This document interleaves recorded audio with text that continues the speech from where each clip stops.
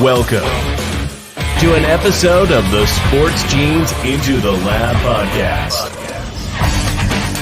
where sports analysts and experts dissect the latest news from the NBA and NFL, giving you a unique view on some of the hottest topics around your favorite teams. From the fresh field smells of the NFL to the hardwood courts of the NBA, and possibly your comfy couch for your fantasy football team. Let's see what kind of news the lab is working with today. Here's your host from the Sports Analytics headquarters in San Antonio, Texas, Ernest Silva.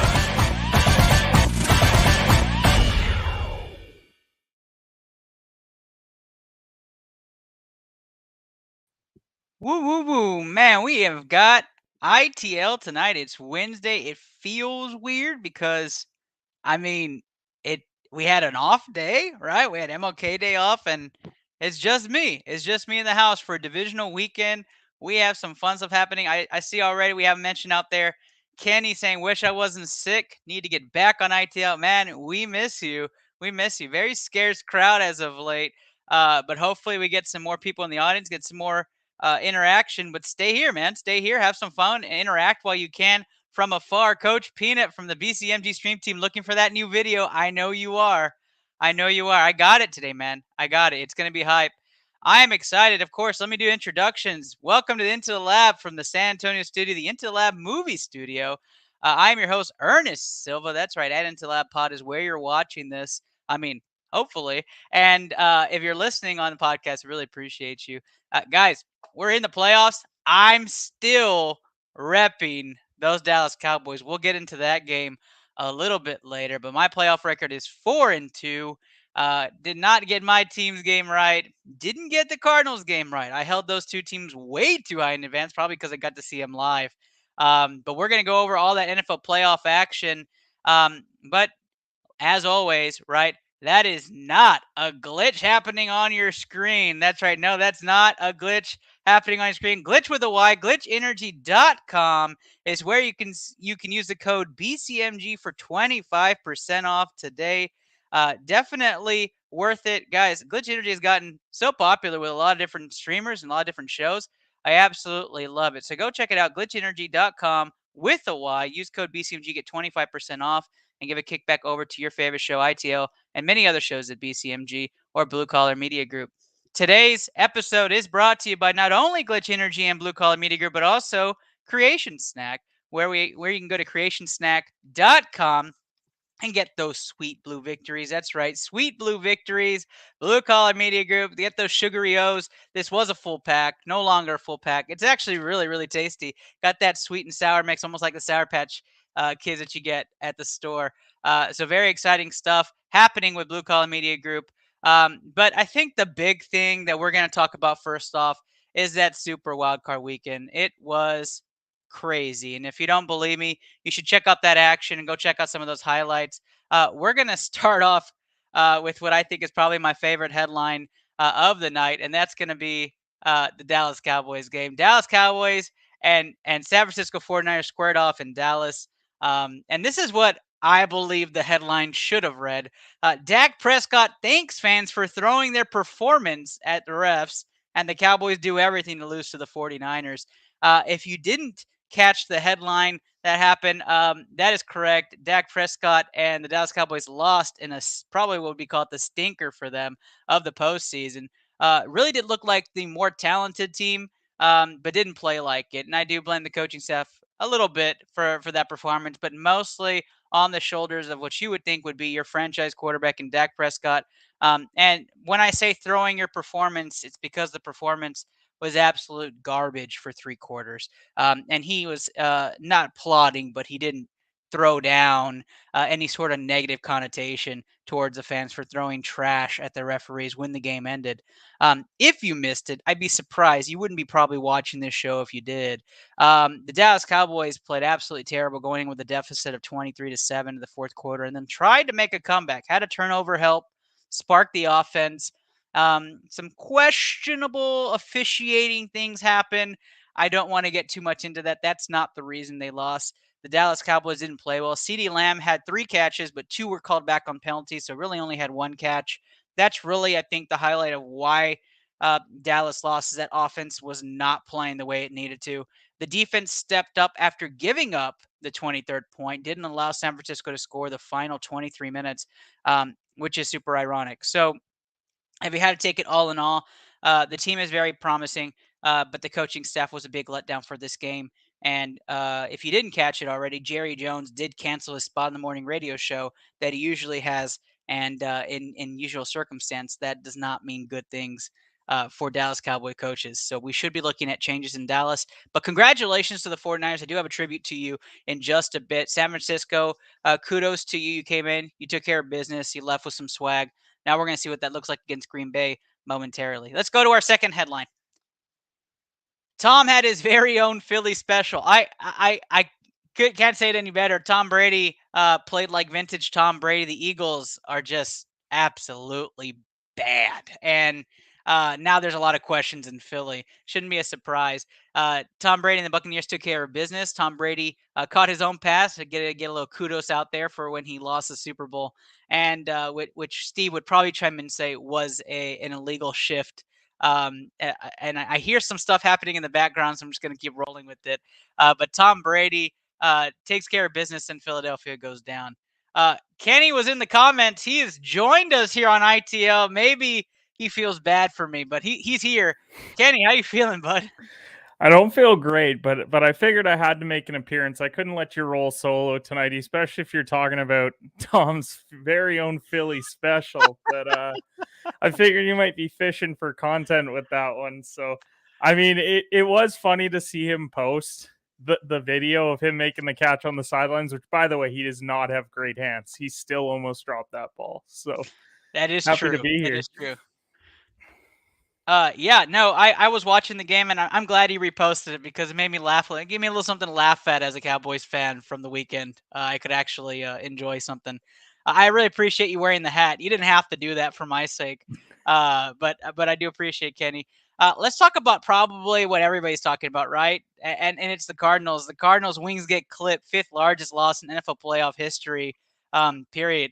I personally thought this was going to be the game of the weekend, and Arizona looked like, trash. They looked bad. They looked really bad. If I wish they would have played first, then I would have changed my pick to the 49ers, knowing how close and how bad Dallas played against them.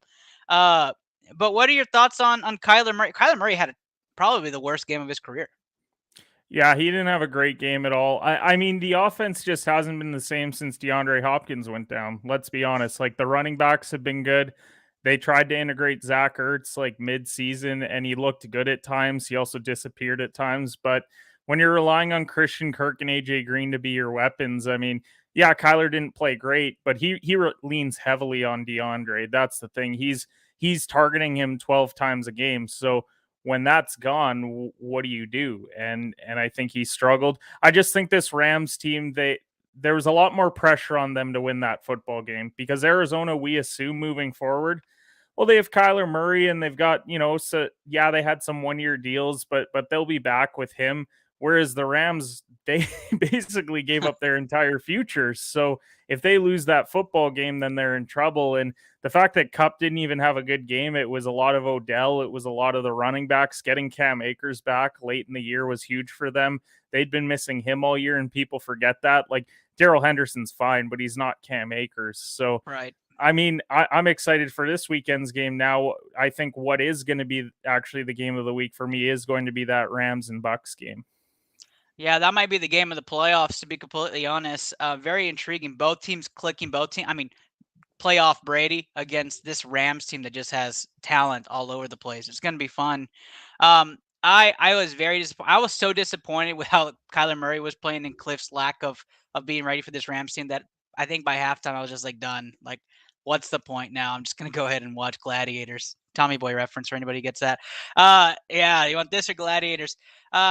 Coach Peanut says that Sweet Blue victory is so good. You're not lying. I love that candy. And Rams taking the Bucks. So we haven't gotten to pick them yet, Coach, but I am intrigued by that. We'll talk about that in a minute. I'm sure Denny somewhere is smiling off that win after all the shit we were talking. All right, let's go to the next big headline from this past weekend. It's really kind of a question. Was anybody really worried about Kansas City? I don't think so. I don't. This was a game I had said on here. I hope Big Ben gets a 7-0 lead and he feels good at one point. He got the lead. He just did. The defense scored it, so that sucks. But he had the lead in the second quarter, and there it went. Like, it was gone in like a snap. It was like Kansas City waited for Big Ben to feel comfortable and then took off. Kenny, I watched Kansas City. They're not as strong, in my opinion, as they have been in years past, but they've been on a roll, and they look like they're the team to beat in the AFC. What do you feel about that win in Kansas City? Doesn't move any needle for you at all. I think we became prisoners of the moment early in the year, and I mean we should have at the time, because when you look at it, they were what, like 2-4 or 3-4, something around there Yeah, 2-4. out of the gate. So there was cause for concern. Now some of those losses were to teams like the Bills and the Titans, both of which we could see them play. Well, we're going to see one for sure, potentially two moving forward. So yeah, Kansas City hasn't been the same. I don't know what the issue is, because it's the same cast on offense. Like, you still have Kelsey, you still have Hill. He's trying to implement like Pringle on some plays and Hardman. I actually think them losing Sammy Watkins is a bit of a loss, because he was, a lot of their receivers do the same thing, which is air it out. And Sammy Watkins was that nice stable presence of, hey, we're 3rd and 6. Someone go get us an 8-yard catch if Kelsey isn't open. And so I think that they miss a piece like that on the offensive side. The defense has been okay as well. I haven't seen them really been challenged over the last few weeks, and they're going to be on Sunday. I mean, to me, the team that wins that game is going to be heading to the Super Bowl. So I'm excited to see Josh Allen. I'm excited to see Mahomes. I mean, we saw it earlier in the year and last year in the playoffs. Both times the team won, they scored 38 points. So expect a high-scoring game in this game, and I think it's going to be a ton of fun to watch. Boy, I wish we could swap 2-3s. I wish we could see like a Brady Bills matchup in the semis and a Chiefs Rams. Just that star power would be nuts. Like, just to see it, just give us a one-off here, NFL. But yeah, we're going to talk about that game in a minute. But I'm very excited about Bills Chiefs. Very, very excited. Let's go to this last headline I wanted to bring up. Belichick blow it on the wrong end. That should be like the satirical headline, and luckily, and God forbid I spelled Belichick's name. I might have, but look, New England, they were bad. I mean, that was just a terrible game, and Steve left chats, and Steve was upset, and all right to it, right? Like, to get beat like that in a divisional game, the third time you play, that's very tough to watch. Kenny, I'm going to ask you right here, right? New England, most New England fans are not worried. Like, they're saying, hey, we shouldn't have even made the playoffs. We made the playoffs. We were great. What is your take on Mac Jones? Do you like Mac Jones? Like, do you see him being a top 16 a top half quarterback, top 10 quarterback in the future? I do, and I'll be honest, like, I understand why Steve was upset. No one gets trolled more than he does on this show about it, and we saw what happened with that kind of offline. But I mean, let's be honest, New England had a good season. I thought they had a shot at the wild card this year. I wasn't sure if they were going to get it done, especially when they were debating between Cam and Mac in training camp. They let Cam go, Mac gets the start. But what people, I think, forget is, like, who's he been throwing to all year? Right. Like his best weapon is Kendrick Bourne, maybe Hunter Henry for the touchdown aspect. But if we're talking about pure yards, he doesn't have a Calvin Ridley. Oh, did I just drop that name as a potential target for New England? But he doesn't have a Devontae Adams. He doesn't have a Tyreek Hill. He doesn't have a Cooper Kupp. So this year, I think it was a growing year for him. I think he's going to get better next year. I think they are going to go out and add a weapon or two at the receiver position. They went and got some tight ends, which was huge, because I think the tight ends helped them win the run game, and then it also gave them a little bit of weaponry in the passing game. But I do think New England's going to be fine. I think Mac Jones, I don't know if he's the best QB in this draft yet. Like the thing is, we look at year one and we automatically assume, well, Mac won the most games, so he's the best QB. I want to see how some of these other QBs get some new coaches in, see if it's like Trevor Lawrence. We were talking about him as like the next Andrew Luck. Okay, well, is it the Urban Meyer situation ruined everything for him, or is it something else?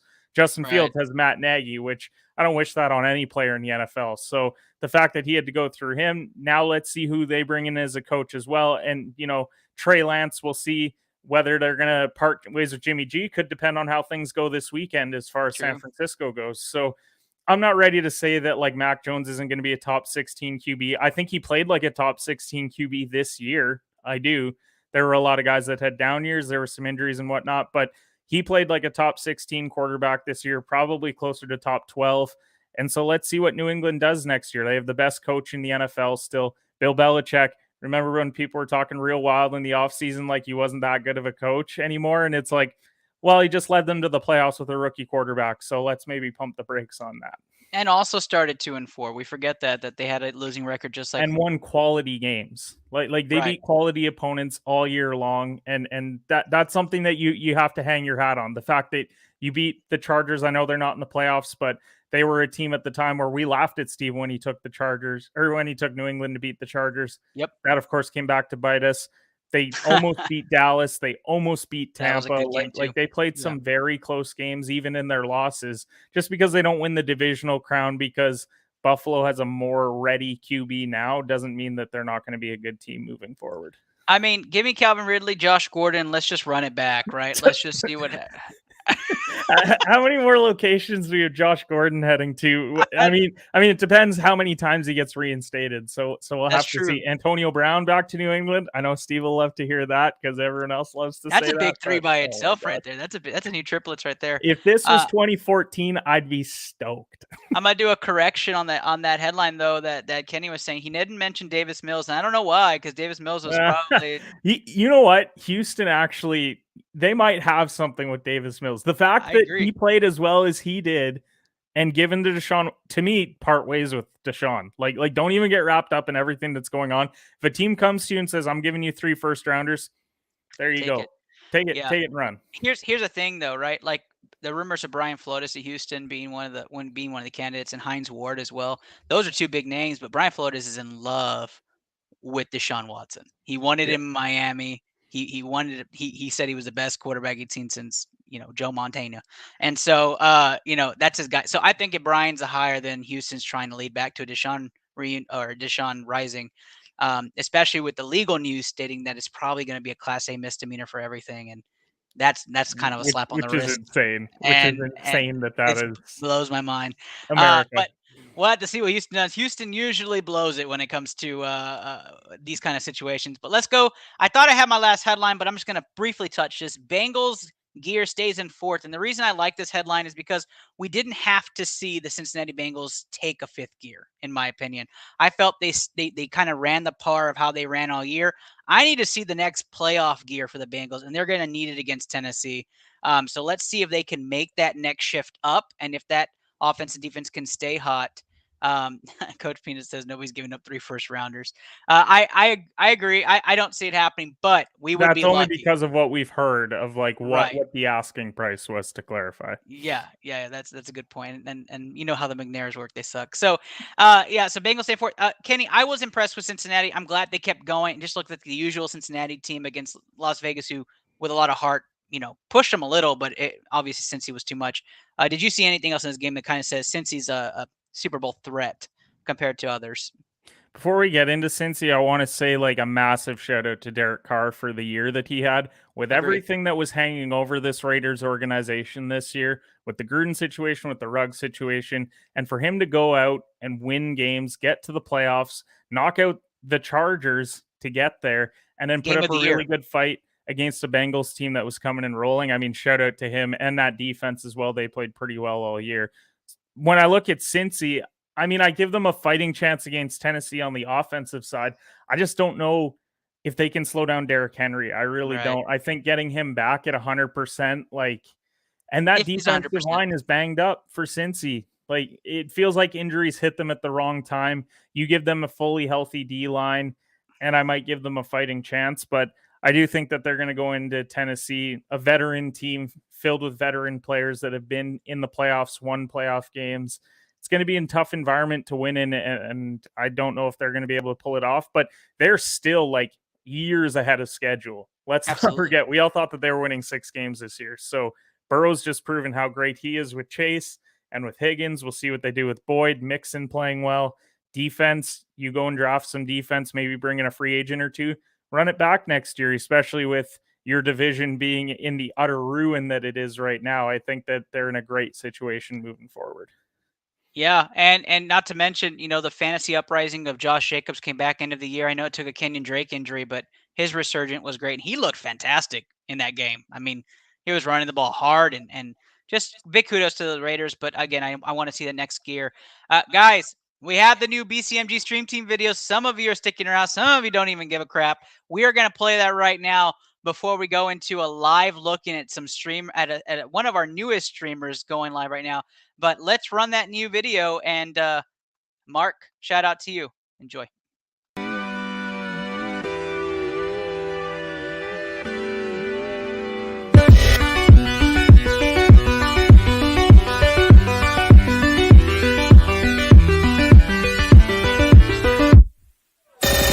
And then you can access your Stream Deck with your mind. Dim our key lights, bro. Connect to your Stream Deck via catheter. Oh! Yo! Clip that! Clip that headshot! On the ladder. You got both of those. One more down. I got it.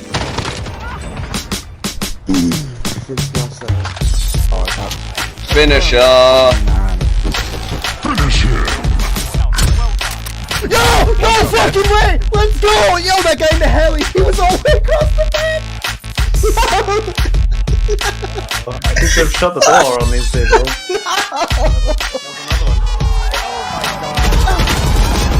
Oh my god!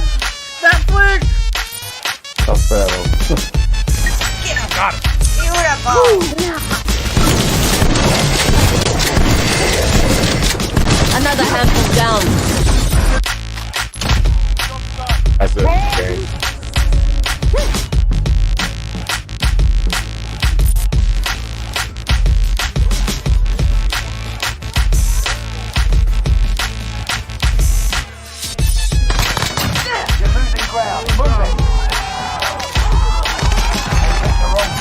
See? Oh my! Did you just die? No, someone fucking walked into the room that I was in as I was about to walk out and scared the fuck. You yelled.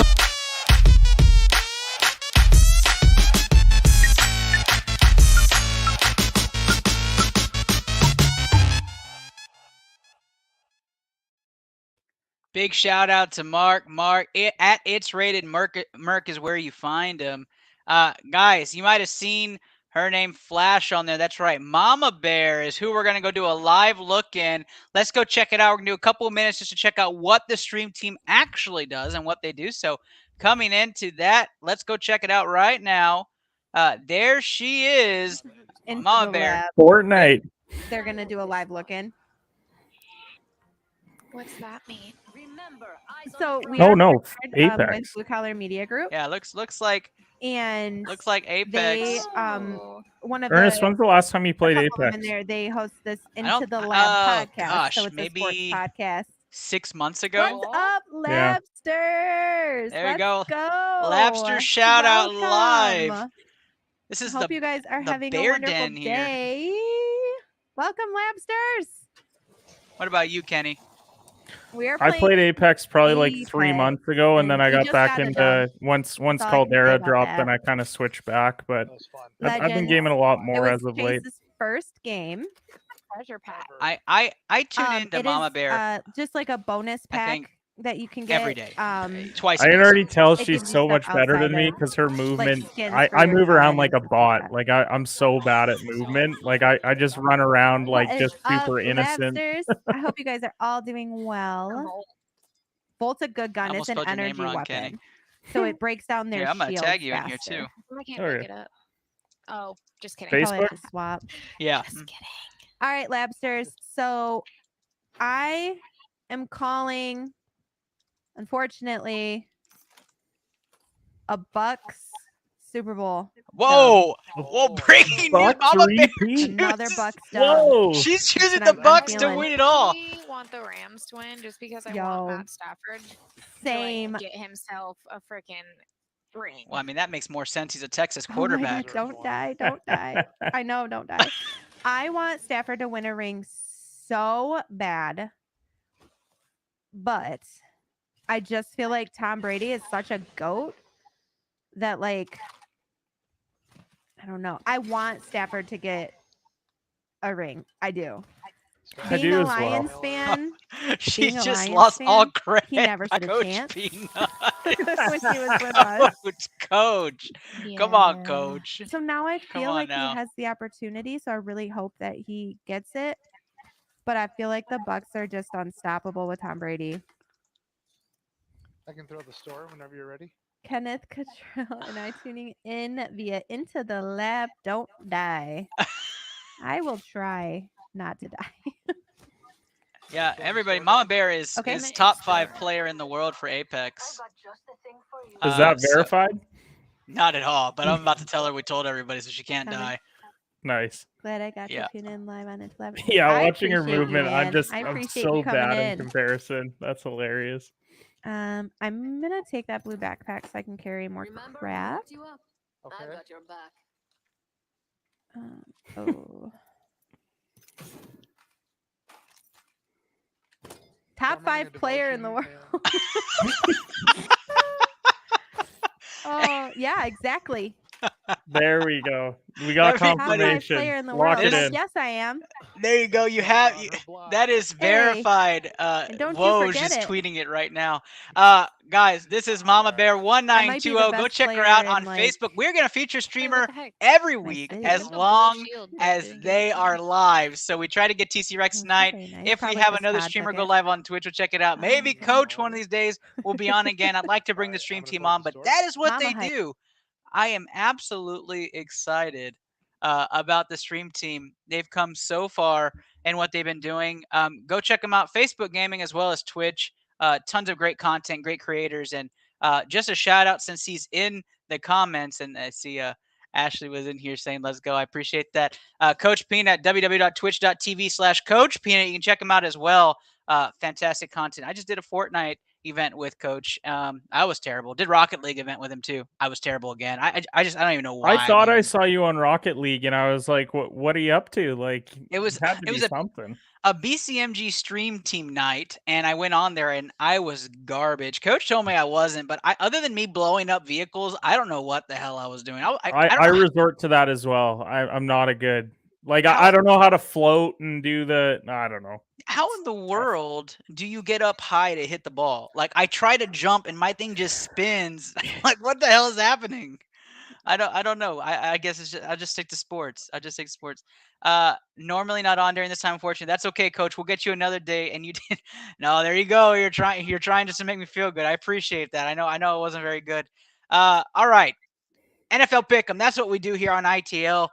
Kenny and I usually part of the leadership pack that runs the ATL Pick'em, but let's just jump right into it. We start off the weekend with a great matchup: the Young Guns versus the Established Runs. That's right, the Tennessee Titans, the number 1 seed, who come off the bye, minus 3.5 point favorites against the Cincinnati Bengals at home. We see the return of Derrick Henry. We get arrested AJ Brown and Julio Jones. Could be an offensive juggernaut here, but I'm going to start this one off with Kenny. Kenny, you can start off this first AFC matchup. Who do you have in this game and who you liking? I really do like the Titans to win this one. Like, I was listening to Pat McAfee's show the other day, and they had on Kay Adams, and she even said Tennessee's the least talked about team in the NFL this year. Like they really are. As soon as Derrick Henry went down, everyone's like, all right, well, Tennessee's going to be no good anymore. Well, here they are as the 1 seed with Derrick Henry back. And they're going to be at home taking on a Bengals team that is on fire. Let's be clear that they're one of the hottest teams in the NFL.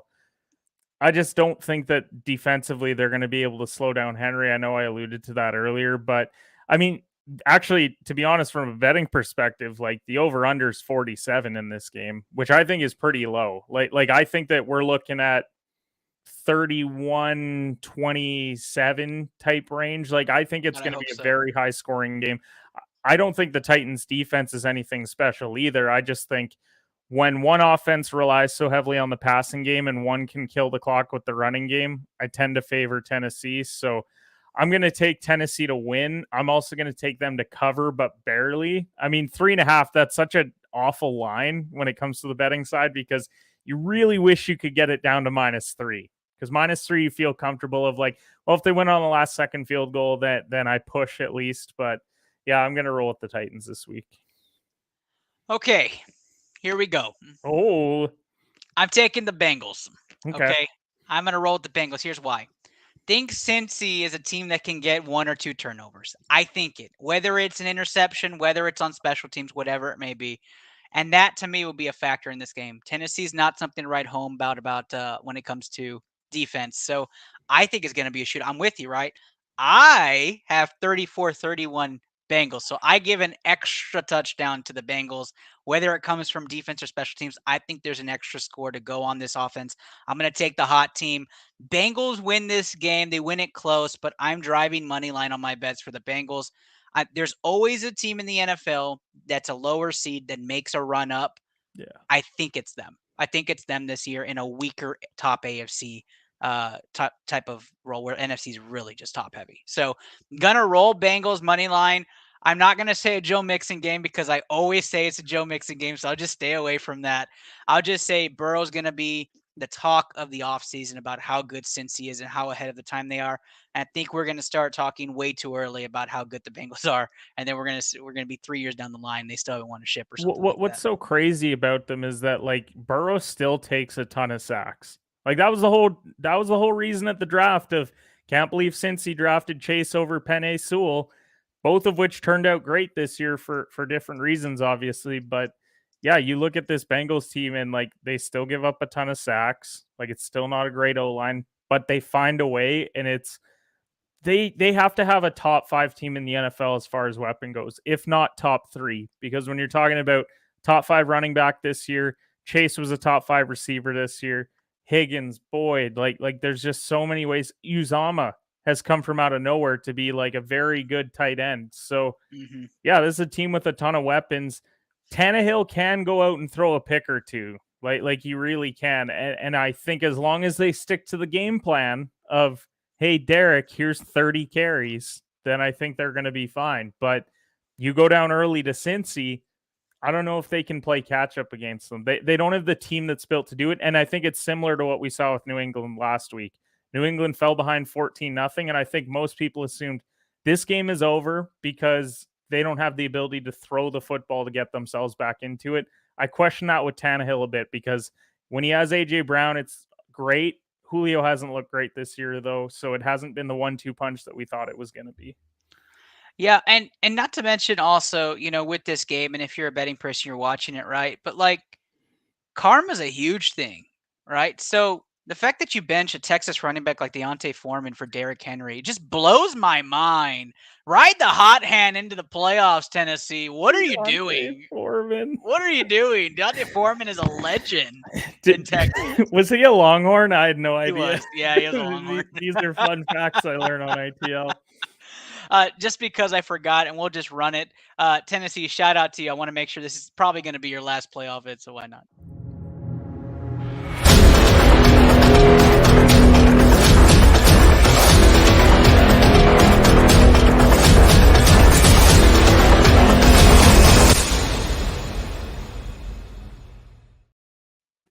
There you go, Tennessee. Hopefully it's not for your fans' sake, but I'm just going to go ahead and call and say probably Bengals win. All right. That takes us to the game Saturday night, which a lot of people probably fan base-wise will be watching. Might be the highest viewed game, but it's going to be Green Bay against San Francisco. Let's roll the tape. And because they beat our beloved Cowboys, I'll give San Fran the vid.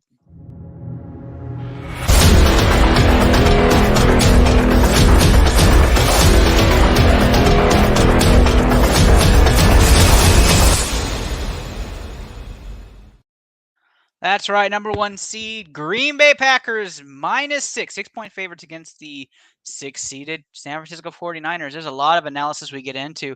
The first big thing, though, is that 49ers will be probably without their defensive studs on the line, which is a huge factor for this game. You give Rodgers time. That's it's it. Game over.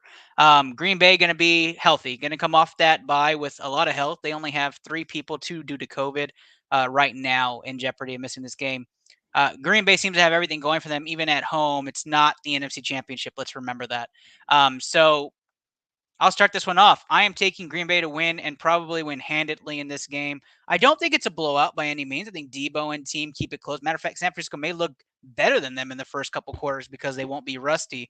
I'm going to take the Packers to win and cover this game. We got some comments coming in. All right, let's see what we got here. Kurt Jacobs says 6 seems low. I agree. That's a little vague. I thought maybe 6.5, 7 to maybe draw that push from many bettors. But Vegas has it a little bit closer than usual. Still rolling Packers. Kenny. Yeah, I think the line was at 5.5. They've moved it a half point. I think it will balloon up, especially if Warner for sure is out and Bosa for sure is out. I'm assuming both of them aren't playing, but Warner, his it appeared to be an ankle issue, so you never know. He might try and gut it out to have him play.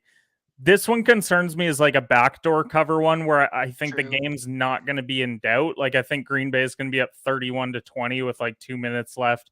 They maybe go down and score a touchdown, try to onside kick, and Green Bay recovers, and then the game's over. So I think Green Bay does win. I've been on record saying that I think they're going to win the Super Bowl this year. Maybe that's just my fiance in my ear about it, and my brother-in-law in my ear about it, and my sister in my ear about it. But I mean, they're getting healthy at the right time. Like they just got Bakhtiari back. They're getting Smith back on defense. Like it feels like things are lining up for them to make a run at a Super Bowl this year. Now we say that every year because then they go to the NFC Championship and then something happens and then they lose. So the reverse Debo. I'm not too worried about this game. Like I think Debo is going to play a factor. I think Kittle needs to be more involved in the passing game than he was last week because like he really didn't do anything in the passing game. Now part of that is they were just trying to run the football, and Kittle's probably the best blocking tight end in the league as well. So I think it's going to be a little bit closer than people think. I actually am hoping that the line keeps moving because I'd love to get it at like a +7 or +7.5, but we'll have to see it as the week goes on. But yeah, I do think Green Bay is going to win the game. I just don't have faith in Jimmy G either. I know that he played okay last week, but I think it was more so handing the ball off to Debo and Mitchell and getting out of the way. Yeah, I just don't think San Francisco has the firepower to keep up with Green Bay for 4 quarters. And then I don't think there's enough that the defense can do without a healthy D-line to stop Aaron Rodgers. I think we question it at halftime. Like, I think we're going to be in like a 14-10 game, and we're like, man, Green Bay's just not pulling away. And maybe San Fran scores to take the lead, and we're like, oh my God, like, are they actually going to do this? Then Green Bay will settle in late in the game at Lambeau, and they'll figure it out. But yeah, I just think there's too many things working against San Fran. Smashly Gaming in the comment section. What part of the BCMG stream team and Kurt also part of the party here. Both talking, say they wish they could send stars. I appreciate the love, guys, but she says I think the Cowboys and Seahawks should play for a loser Super Bowl. I feel that hurts my heart there a little bit. I'm with that. Matter of fact, okay, I might have missed it. Did you touch on Dallas at the start? We haven't talked deep into Dallas. I was avoiding it, but we can since we're here. Okay, let's jump into it. Oh, with the Dallas headline, yes, you missed the Dallas headline. Yeah. Okay. Let's finish the games and then at the end finish it with Dallas because I do have a couple of concerns about the overall game and moving forward. And we could talk about that forever. So let's save that for the end because we are going to go over Baby Bowl after we do our picks. Let's talk a little bit. Yeah, we could talk Browns too, Coach. We'll talk Browns a little bit too. I got some questions going on there. Let's take our talents to what everybody's all hyped about. Tampa Bay, where the Buccaneers face off against those Rams.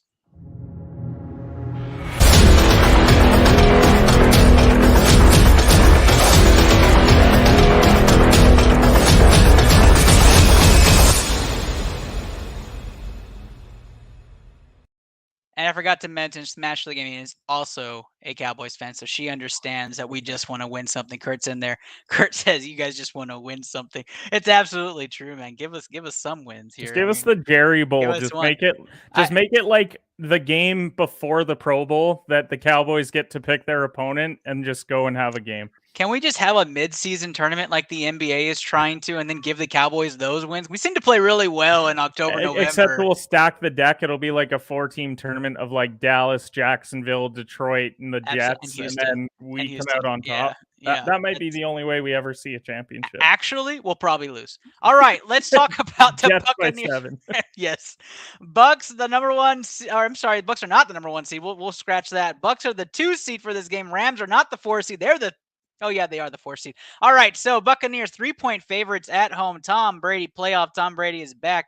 Antonio Brown, who? Chris Godwin, who? We don't need any of these guys. Just put people on the field. Tom Brady apparently gets it done. Vintage Gronk on a couple of series there this last weekend. And you have the Los Angeles Rams, who look fantastic right now. Eric Weddle back in the mix. That was interesting. Very excited to see these two teams go at it. Nobody's talking about it, but Ndamukong Suh makes his return in this game, full 100% healthy and playing against a team that he's very familiar with. Kenny, I started the last one, so you're up on this one. How do you see this Bucks-Rams matchup? I think the Rams win the game. And I know that everyone's going to be like, you're really going to bet against Tom. And you know what? I was an idiot. I bet against Tom with the Eagles spread last week, even sprinkled a little bit on the money line. But when I look at the matchup, like if we're coming in with AB and Godwin, this is a completely different story for me. But Ramsey's going to cover Evans. And then what? Like who's it going to be after that? Because I mean, let's face it, they got out to a big lead and then they just coasted after that against the Eagles, who, by the way, I think it was 0-7 against teams above 500 this year. So, that's not a great look for them. But yeah, I'm concerned about this game for Tampa Bay, because while I think they can slow down the running game, I don't know if they have the secondary to slow down Kupp and Odell and Higbee. Like the X factor in this game is Matt Stafford. Does Matt Stafford throw a couple picks and throw them out of it? Or does he play like he did on Monday night? And let's also keep in mind they are on a short week. So that's going to be tougher. And it's why I hated the idea of having a Monday night game for the playoffs. I think it gives a team a distinct advantage when you do that. But I digress. So I do think that the Rams win. At minimum, I would take Rams +3, because I think if they lose the game, it's a last-second field goal. So I'm going to take the Rams to win and then obviously cover. Death, taxes. Tom Brady in the playoffs. I am taking Tom Brady to win this game and win it very close. So I am not confident in the Bucks. It's hard for me to bet against Matt Stafford. I mean, Texas quarterback product. I mean, how am I Austin Westlake? What am I supposed to do here, right? I want to see it. You're in a tough spot. I get it. I'm in a very tough spot here. Mike Evans went to A&M. I don't want to recommend something bad to everybody. My heart says go pound a parlay of Bengals Rams this week and let that ride, right? And then put it into an NFT. But what I would partially say here is that the Bucs secondary is not the strongest in the world. You will see a lot of yards from Matt Stafford. He may have a 400-yard game, but I don't think the Bucs are going to be able to just step aside and let the Rams win, especially in Tampa Bay or Tampa Bay, what I like to say there. Kurt says it's odd. The Rams, I feel, are a better team overall, but you can't count Brady out ever. I mean, that's really the stat. That's my conflict right now. And if Steve was here, he'd be saying, Ernest, you just don't count out against Tom Brady. He's just going to win. He's going to get to the NFC Championship. We've been waiting for a Rodgers-Brady match. I mean, that's really what it's been leading up to this year. And I really want to see that. My heart says Rams, guys. Rams money line. I'm going Bucks to win and cover in this game. I do think they end up winning by 5 or 6. 3 to me was still low, in my opinion. I think the Bucks should be favored by quite a bit, but maybe that shellacking of the Cardinals turns the page for most. Guys, if you haven't already, follow, retweet, do everything you can, spread the news. ITL is live, coming at you. Kenny Cotterill from the Shooter Shoot podcast, as you know where you're at. You're at the Into the Lab pod. Let's talk about this last pick'em game, which is going to be a doozy. It's going to be a shootout. It's going to be a really, really fun game to watch. So let's take our talents over to the wonderful city of Kansas City.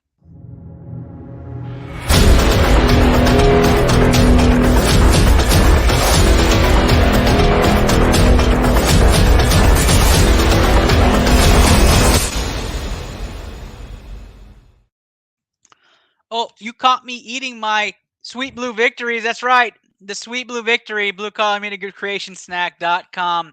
Go check it out. You can get the official BCMG candy line.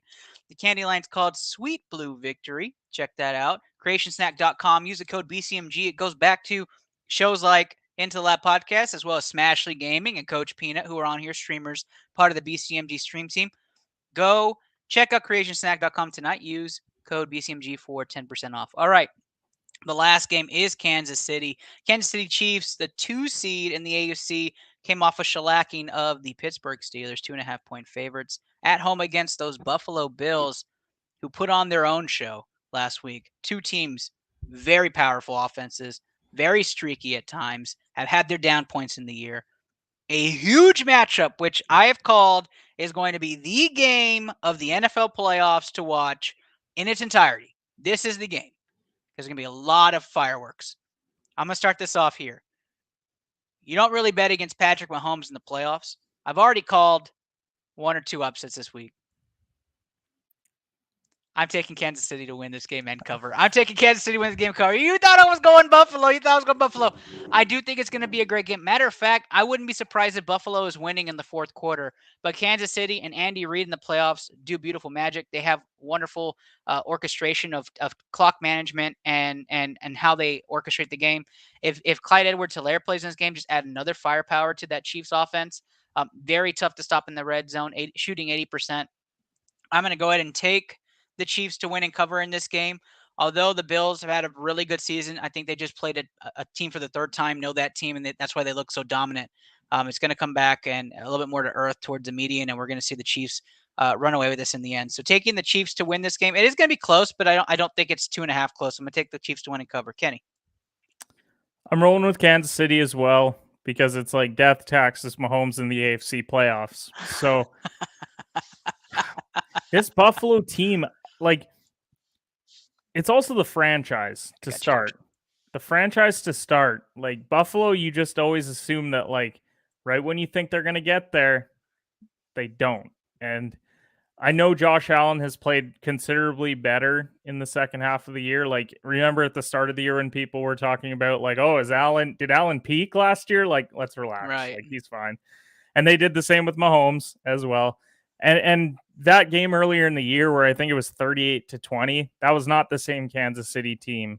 And I think it's very tough to beat a team of Kansas City's caliber twice in the same season. So I'm rolling with the Chiefs to win. I'm not confident on it. To be honest, I'm not going to bet this game. Like, I'm just going to sit back, enjoy my Sunday night, not sweat over it, and just watch a great football game. But if I had to lean one, I would go Chiefs, like, 34-31. I think it is going to be very high scoring. I think it's going to come down to the very end, but it's just so tough to bet against Mahomes in the AFC because he's done it the last number of years.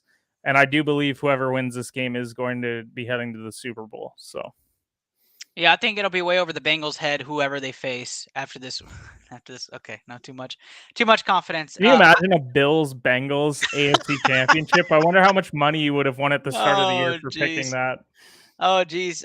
Whoever sent in the pics of anybody Bills Bengals into the Super Bowl would have a chance for that Drew Pearson signed helmet, though. Just putting it out there. Whoever has that.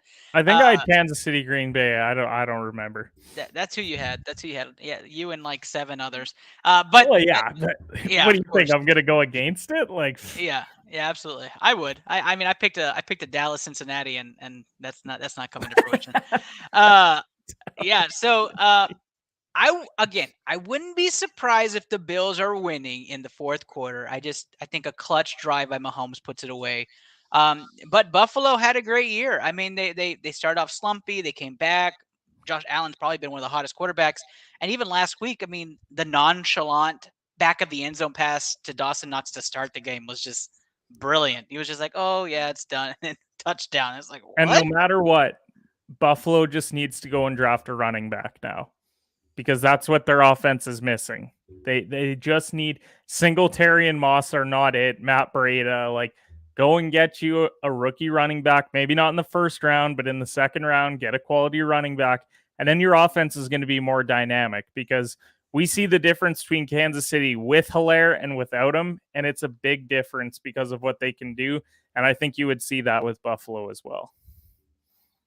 Yeah, I completely agree. We got a question from the comments. It's from Kurt. All right, where do I get the snacks? I misheard, I think. All right, creationsnack.com. Matter of fact, I'll even poke a visit to the page just to take a look real quick. That's where you can get that candy. You can enjoy the Creation Snack candy. A lot of people love the Blue O's, the Sweet Blue Victory O's. Let me share my screen and show you that. But they're good. Like they've got a sweet and sour mix to it, like a Sour Patch Kid. But you can go here to Creation Snack. You can go to the creator lines or the creator snacks and scroll down to one of the BC. There it is, Sweet Blue Victory, BCMG snack line. Starting off with the first candy, a BCMG inspired sour blue raspberry gummy ring right here, creationsnack.com. I will plug this link. Let's see if I can even plug it into the comments section so you can check it out. It's good. It's really good. And what you're doing is you're just plugging that back into your favorite content creators at BCMG. So if that's something that you love to do or something that you support, whether it's Smash the Gaming, Coach Pina, or even Mama Bear, we appreciate you. Go check that out and have those come over straight to your house and enjoy the playoffs this weekend with some Creation Snack. There's also some other really great stuff on there, and the code works for everything. So creationsnack.com, one of the brilliant partners of BCMG.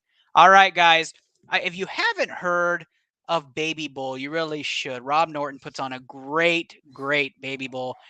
What is it, Ernest? Oh, well, it gives back to charity, and you submit a lineup every week. Well, last week we finished in 11th place, which is kind of high. We suck at this. So my Baby Bowl lineup consisted of Dak and Amari stack, which worked out for me. But I figured they'd be still playing. I'm glad I used it then. And a couple others. But I want to get your opinion, Kenny. I'm going to go in this week, and I think this is the week to use the stars. I think you don't know who's going to win this weekend, right? So I'm going to use the stars that I have and write out. Remember, once you use them once in the playoffs, you can't use them again. That's the rule, okay?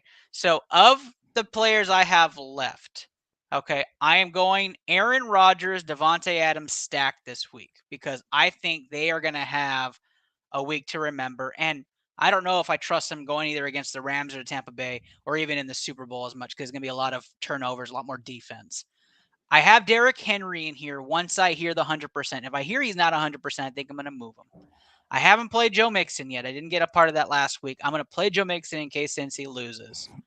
And I'm playing Jamar Chase. And I think both of those are going to be used quite heavily, almost similar to the Chargers. Stephon Diggs, because I don't think they're winning this week, and I want to use a star. And then Travis Kelce, because there's other tight end options to go forward if I need to. Where are your thoughts, and where should I be leaning or thinking about changes other than probably the obvious in Derrick Henry? I think you should be thinking about who you think's going to get eliminated this week because you're going to want these guys moving forward. Like if you have faith that Rodgers and Devontae are playing next week, I'd pull them. Like I really would. And I think of a guy like Debo. Did you use him last week? Used him last week, so I placed so high. Yeah. But I mean, that's what not about there. using Kittle over Kelce? So I think Kittle's still there. So you think Kittle against Green Bay is a pretty good bet? I like that one because I think if Kansas City's advancing, you want him later on. That's true. I just feel like they didn't use Kelce. I mean, there wasn't like I have to use Kelce type of game last week, and there's always one right after the other. So I feel if they use Kelce this week, then he's not going to be that factor in the AFC, but he could be a factor in Super Bowl. So I guess I could see that right down the line. But a Kittle, he may not have it tomorrow. So you're absolutely right. I think you should also look at it as Buffalo's probably the best defense that they're going to play in the AFC moving forward. Because if they advance, they're going to get Tennessee or they're going to get Cincy. Right. So their secondary is weaker. I would also probably look at instead of like the Diggs or instead of the Adams and Rodgers, maybe go the Allen Diggs. That was my next question, right? That was my second option. I kind of because if we're assuming that Buffalo's done this week, save Green Bay for the following week. They're still at Lambeau. I think it's a better move for you to have the Allen Diggs because you're assuming that they're going to lose this week. So if you have to take Adams off the board, who are you replacing? See, for me, Tennessee's not winning, but for many, AJ Cincy's Brown? not winning. Do you trust Brown? Do we have Brown as that? Is he healthy? I think if they're going to have any hope on Sunday, they're going to use AJ Brown because they haven't used Julio. So if you're assuming that they're losing, then that also means they're trailing and throwing the football, which means Tannehill is going to be looking Brown's way. So maybe you go Josh Allen with AJ Brown, and then you have Kittle in there. Who are some of the other ones that you had? So right now we have the Allen Diggs stack. Yeah. We have Jamar Chase and AJ Brown. If you're assuming that since he's going to win, then you should probably reconsider Chase. All right, let's take a look If at you're my assuming that receivers. Cincy's winning, because if it's the Cincy Kansas City that you think it's going to be, remember what happened, what Jamar Chase did to Kansas City last time. Like, he blew up against them. So let's backtrack a bit here. So there's not a ton of like stud receivers, right? Cooper Kupp, did you use him last week? Yeah, I used him last week. That's why we're up there. Odell? So, no, Odell's still here. Maybe use Odell over Chase. If you're assuming that the Rams are going to lose. That's a good point. So we could go that route. Again, my other gut is what if I'm wrong on Cincy? Right? And what if Yeah. I'm wrong about the Rams? Now I have no Rams going forward, and I can't play Cincy receivers. So maybe if you are concerned about Cincy getting knocked out, if you use Higgins this week to kind of hedge your bet, and then if they advance, then you use Chase next week. So I guess the question then comes, do I like Higgins against Tennessee more than I like Odell against Tampa? And I don't. So then I'd rather go Odell then this week. Okay, so this is where we're at. And we haven't even touched running backs. Quarterback wide receiver stack of Allen Diggs, Brown, and Beckham as the other receivers. Kittle's our tight end. I liked all of that. I'm keeping Mixon in. I think this is a Mixon week, so I'm going to keep him in there. Derrick Henry. From all the reports and everything, it sounds like he's 100%. I think you play Derrick Henry. Henry, to me, is locked in if you're assuming that Tennessee's losing.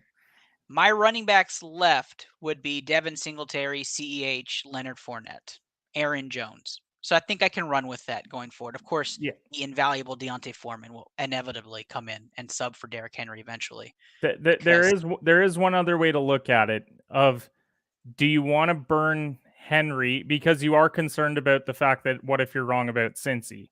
And you know that if they get Kansas City next week, they can run all over Kansas City. So what if you use Aaron Jones because he should be 100% now. He had the week off. He'll be going up against San Fran with a weak D-line. And then if you assume that it's going to be Tampa next week, that's a terrible Aaron Jones matchup. Because he's going up against one of the best run defenses in the NFL. So if you run Aaron Jones this week against a weaker San Fran, then you could get more value there. And then, if you lose out on Henry, then, it's tough, but they're also the favorites in the game. So you could use him next week. But I could also run a Cam Akers next week if they end up pulling that upset off. Yeah, that is true. And I don't know why Sony Michel's so high on here.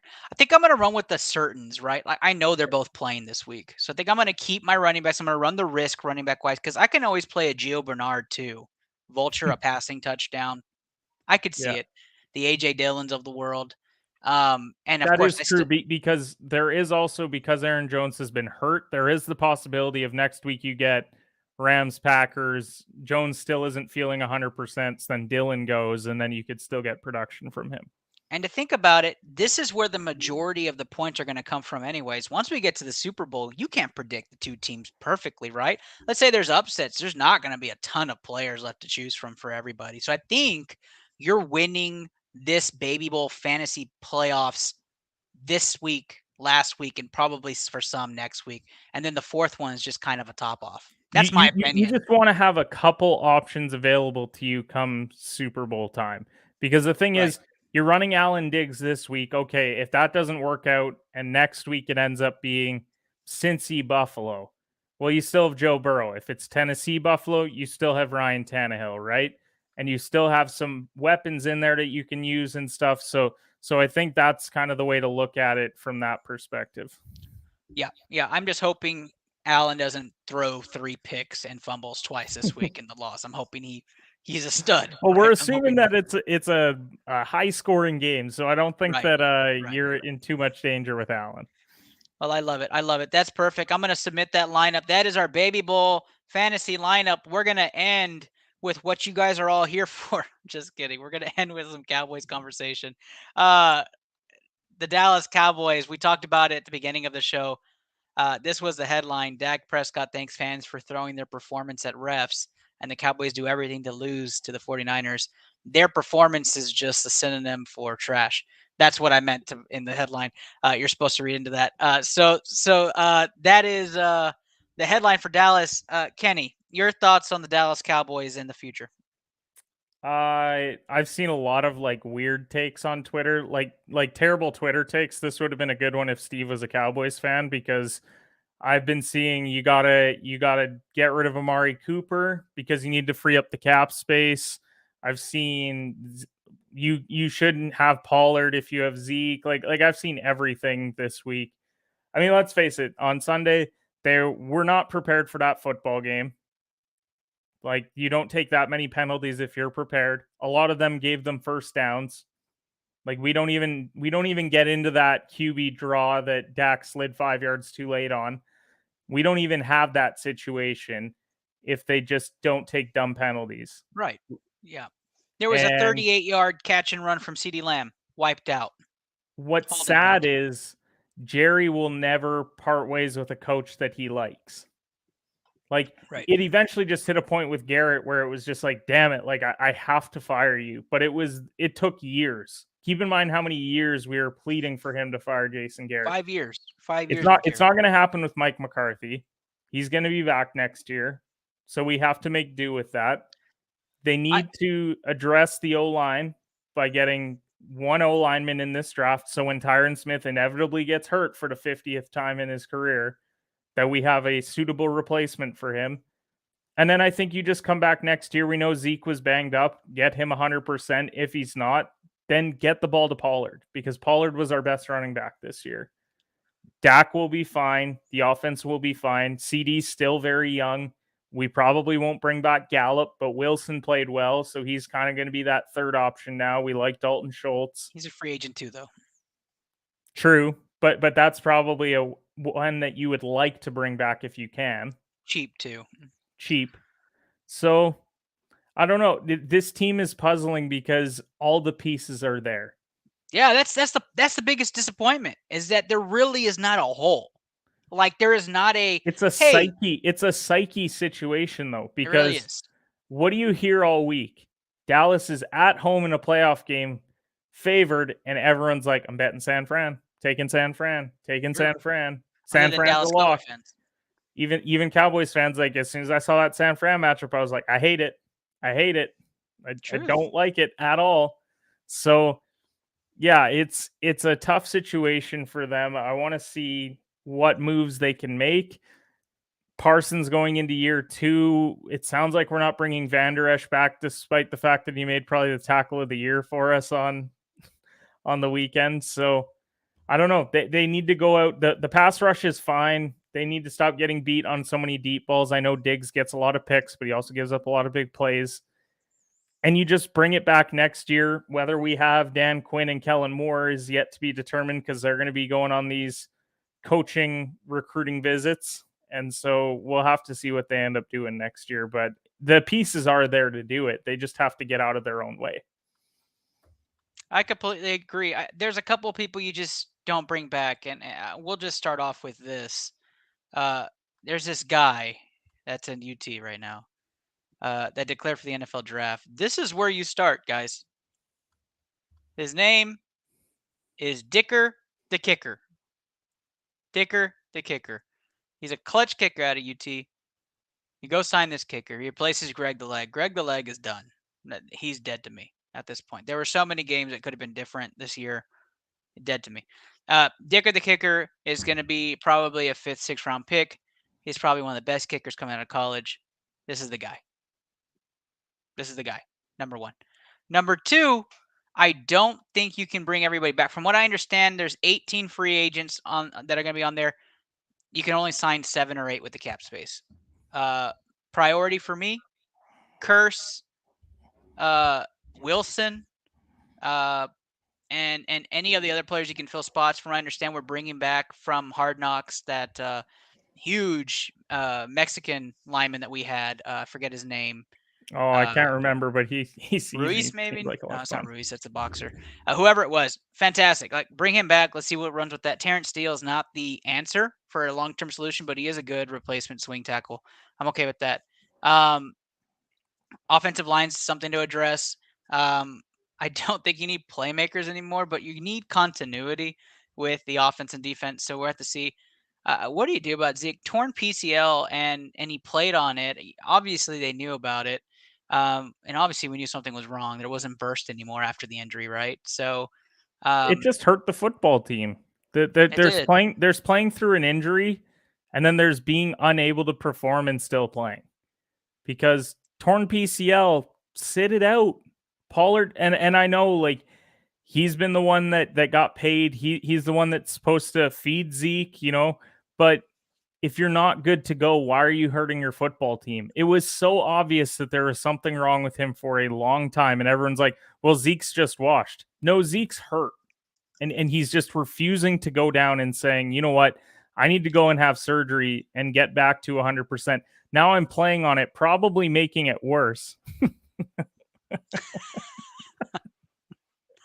And yeah, we should probably get a kicker too, because Greg the Leg isn't it. Yeah, he's done. I completely agree, and I bet you it's Jerry and Mike really just saying we got to ride Zeke with that contract. We can't look like fools. Get him carries, get him the progression, make him a 1,000-yard runner. It's got to be. It's all perception, but the perception to me is you haven't won a Super Bowl. Like, that's a perception, and you've got a talent, and there's a very small window with this talent. So you can't bring everybody back. And Micah Parsons is going to cost you money. So you need to use that window. He's going to cost you And NFL record money. Yeah, Parsons and Diggs are going to cost you money. You're either going to get rid of one or you got to get rid of somebody on offense. The Amari situation's gone, then you're going to keep both of them. That means you got to find wide receiver talent now. Like, there's just so much you have to sacrifice to go, and we just had the talent this year. I think that's what's disheartening. I don't want to beat the dead horse here. So Kenny, a lot of people haven't seen you in a while, and maybe some are going to be listening to this and saying, who is that again? Where can they find you and your show? Geez, it's been that long that I've been on here that people forget who I am and where I'm from. Well, I'm the 2-time ITL Pick'em champion. Oh my gosh. 2-time the back-to-back. But you can follow me at shooters_pod on all social platforms. Got my basketball podcast over there. Also co-hosting another basketball show, Breaking the Game. Host a lot of shows over at Off the Ball Network. I have my new betting newsletter, which goes out daily on Substack.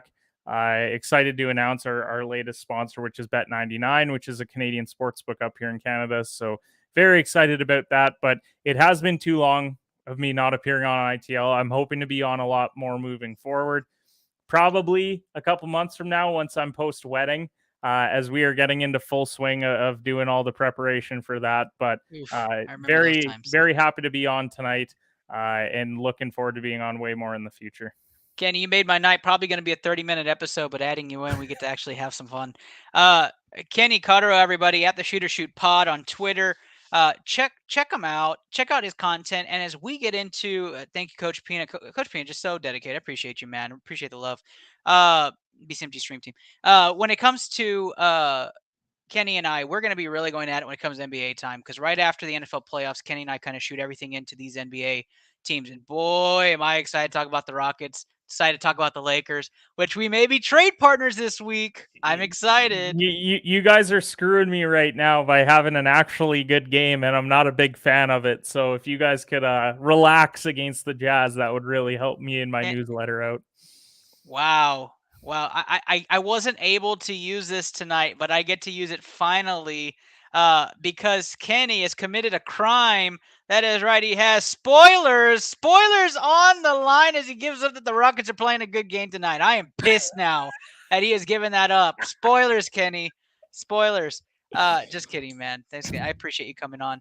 Guys, creationsnack.com, glitch energy with a Y.